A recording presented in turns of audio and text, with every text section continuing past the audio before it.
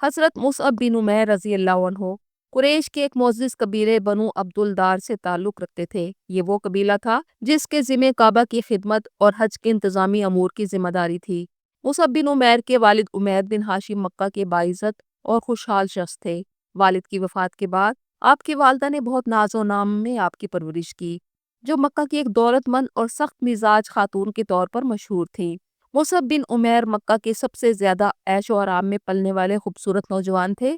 آپ کے کپڑے ملک شام سے سل کر آتے تھے اور جوتے یمن سے منگائے جاتے تھے۔ اعلیٰ قسم کی خوشبو استعمال کرتے، جب گلی سے گزرتے تو پوری گلی خوشبو سے معطر رہتی۔ مکہ کی عورتیں مصعب بن عمیر کے گلی سے گزرنے کا انتظار کرتی تھیں۔ آپ خوبصورت اور دلیل کے ساتھ گفتگو کرتے تھے۔ آپ قریش کے خوبصورت ترین، خوش لباس، خوش گفتار اور دولت مند نوجوان کے طور پر مشہور تھے، جو سوائے والدہ کے کسی سے نہ ڈرتے تھے۔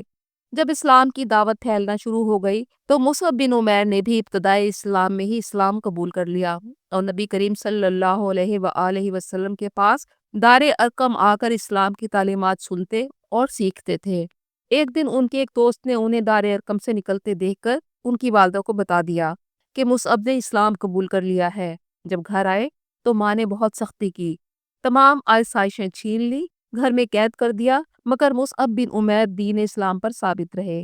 آخرکار چچا نے، جو گھر کے سربراہ تھے، انہیں گھر چھوڑنے کا حکم دیا اور کہا کہ اگر تم نے اپنے باپ کا دین چھوڑ دیا ہے تو اس کی دولت پر بھی تمہارا کوئی حق نہیں۔ ماں اور چچا کا خیال تھا کہ مصعب نے اتنے عیش و آرام میں زندگی گزاری ہے، وہ گھر چھوڑ کر کہاں جائیں گے اور کہاں رہیں گے۔ لیکن حضرت مصعب بن عمیر رضی اللہ عنہ نے دین اسلام کو گھر پر ترجیح دی اور گھر چھوڑ کر جانے لگے تو چچا نے وہ قیمتی کپڑے بھی اتروا لیے جو کہ انہوں نے پہنے تھے کہ اب ان پر تمہارا کوئی حق نہیں۔ ماں نے ٹاٹ کی 2 چادریں دی، وہ پہن کر گھر چھوڑ دیا اور اسی حالت میں دار ارقم میں بارگاہ رسالت میں حاضر ہوئے۔ آپ کو اس حالت میں دیکھ کر صحابہ کرام رونے لگے کہ یہ مکہ کے شہزادے تھے اور عالیشان لباس کی وجہ سے مشہور تھے۔ جب مکہ میں مسلمانوں پر مظالم بڑھنے لگے تو نبوت کے 5ویں سال نبی کریم صلی اللہ علیہ وآلہ وسلم نے صحابہ کرام کو حبشہ جانے کی اجازت دے دی۔ حضرت مصعب بن عمیر رضی اللہ عنہ بھی اس قافلے میں شریک تھے۔ کچھ عرصہ حبشہ میں سکون سے گزارا، کیونکہ حبشہ کے بادشاہ نجاشی نے مسلمانوں کو مذہبی تحفظ اور مکمل آزادی فراہم کی ہوئی تھی کہ قریش کی طرف سے ایک خبر پہنچی کہ تمام اہل مکہ نے اسلام قبول کر لیا ہے۔ جب یہ خبر حبشہ پہنچی تو حضرت مصعب بن عمیر سمیت کئی مسلمان واپس مکہ آ گئے۔ جب مکہ پہنچے تو پتہ چلا کہ خبر جھوٹی تھی اور اہل مکہ اب پہلے سے زیادہ مسلمانوں کے دشمن ہو چکے ہیں۔ جب بیعت عقبہ اولیٰ ہوئی اور مدینہ کے 12 لوگ نبی کریم صلی اللہ علیہ وآلہ وسلم پر ایمان لے آئے تو انہوں نے درخواست کی کہ ہمیں کوئی ایسا شخص عطا کریں جو ہمیں قرآن سکھائے۔ تو نبی کریم صلی اللہ علیہ وآلہ وسلم نے مدینہ کے لوگوں کی تعلیم و تربیت کے لیے حضرت مصعب بن عمیر کا تقرر مسلمانوں کے پہلے استاد کے طور پر فرمایا اور انہیں مدینہ جانے کا حکم دیا۔ یہ وہ تاریخی فیصلہ تھا جس نے مدینہ میں اسلام کی بنیاد رکھ دی۔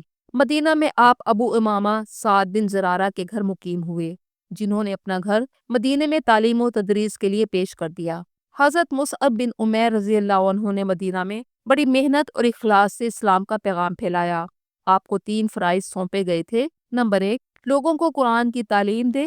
نمبر 2، اسلام کی تعلیمات سکھائیں اور مسجد میں امامت کے فرائض سر انجام دیں۔ مدینہ کے لوگ آپ کے نرم انداز، خوبصورت تلاوت اور حکمت بھرے طریقے سے بہت متاثر ہوئے اور مدینہ میں آپ کو مقری یعنی قرآن پڑھانے والا کہا جانے لگا۔ ابن اسحاق سے روایت ہے کہ ایک دن حضرت مصعب بن عمیر اور ابو امامہ مدینہ کے ایک باغ میں کنویں کے پاس بیٹھے تھے اور لوگوں کو سمجھا رہے تھے کہ مدینہ کے ایک سردار اسید بن حضیر تلوار لیے وہاں پہنچے اور حضرت مصعب بن عمیر کو کہا کہ تم مدینہ میں لوگوں کو گمراہ کرنے آئے ہو، مدینہ سے فوراً واپس چلے جاؤ۔ حضرت مصعب بن عمیر نے نہایت تحمل سے اسید سے کہا کہ تم یہاں بیٹھو، میں تم سے ایک بات کہتا ہوں، اگر اچھی ہو تو قبول کر لینا، ورنہ جو جی میں آئے اس پر عمل کرنا۔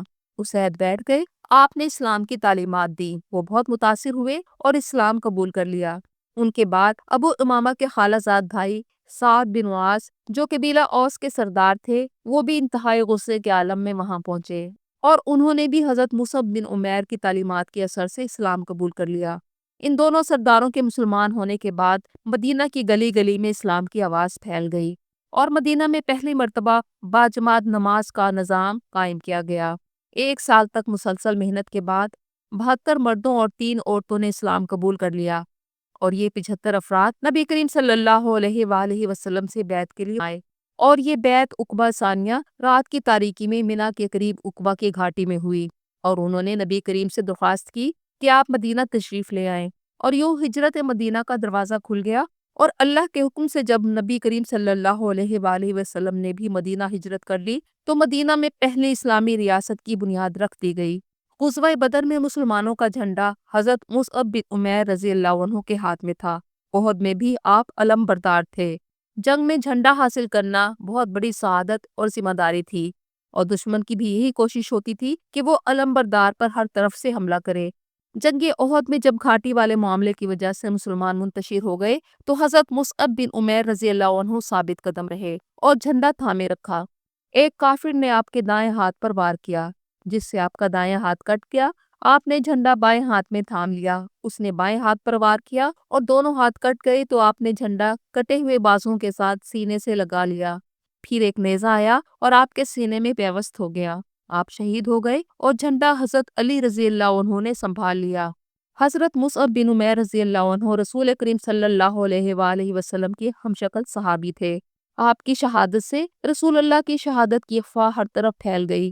جنگ کے بعد جب نبی کریم صلی اللہ علیہ وآلہ وسلم میدان احد میں شہداء کو دیکھ رہے تھے اور انہیں دفن کر رہے تھے تو حضرت مصعب بن عمیر کی لاش دیکھ کر آپ غمزدہ ہو گئے۔ آپ نے فرمایا، مومنوں میں سے کچھ ایسے لوگ ہیں جنہوں نے اپنے رب کے ساتھ وعدے کو سچا کر دکھایا۔ مصعب، میں نے تمہیں مکے میں دیکھا تھا، تم سے زیادہ نفیس لباس اور تم سے زیادہ خوبصورت بال کسی کے نہیں تھے، اور اس وقت میں دیکھ رہا ہوں کہ تم بکھرے ہوئے بالوں کے ساتھ ایک معمولی چادر میں لپٹے ہوئے ہو۔ نبی کریم صلی اللہ علیہ وآلہ وسلم نے تمام شہداء کو ان کے خون آلود کپڑوں سمیت دفن کرنے کا حکم دیا۔ جب حضرت مصعب بن عمیر کو دفن کرنے لگے تو ان کے جسم پر جو چادر تھی وہ اتنی چھوٹی تھی کہ سر پر ڈالتے تو پاؤں ننگے ہو جاتے، پاؤں پر ڈالتے تو سر ننگا ہو جاتا۔ رسول کریم صلی اللہ علیہ وآلہ وسلم کو اطلاع دی گئی تو آپ تشریف لائے، اپنے پیارے ساتھی کی لاش دیکھی اور آپ کی آنکھوں سے آنسو جاری تھے۔ آپ نے حضرت مصعب بن عمیر کے سر کو چادر سے ڈھانپنے اور پاؤں کو اسفر گھاس سے ڈھانپنے کا حکم دیا، اور تمام شہداء کی طرف دیکھ کر فرمایا کہ اللہ کا رسول گواہی دیتا ہے کہ تم قیامت کے دن شہداء میں اٹھائے جاؤ گے۔ نبی کریم صلی اللہ علیہ وآلہ وسلم اور صحابہ کرام شہدائے احد کو یاد کرتے۔ یہ وہ شہید لوگ تھے جنہوں نے اسلام کی خاطر بہت مشکلات اٹھائی تھی۔ رسول کریم صلی اللہ علیہ وآلہ وسلم نے اپنی وفات سے پہلے احد کے قبرستان میں ایک منبر لگوایا اور خطبہ دیا اور نماز جنازہ پڑھی۔ نبی کریم اپنی امت کو آنے والے وقتوں میں مال کے فتنہ سے خبردار کرنا چاہتے تھے۔ رسول کریم صلی اللہ علیہ وآلہ وسلم کے اس دنیا سے تشریف لے جانے کے بعد جب مسلسل فتوحات ہوئیں اور دنیا کے خزانے مسلمانوں پر کھول دیے گئے تو صحابہ کرام حضرت مصعب بن عمیر کو یاد کرتے کہ جن کے دفن کے لیے پورا کفن بھی میسر نہ تھا۔ حضرت مصعب بن عمیر رضی اللہ عنہ کی سیرت ہمارے سامنے روشن مثال ہے کہ کس طرح دنیا کی نعمتوں کو چھوڑ کر آخرت کی ابدی نعمتوں کو حاصل کیا جا سکتا ہے۔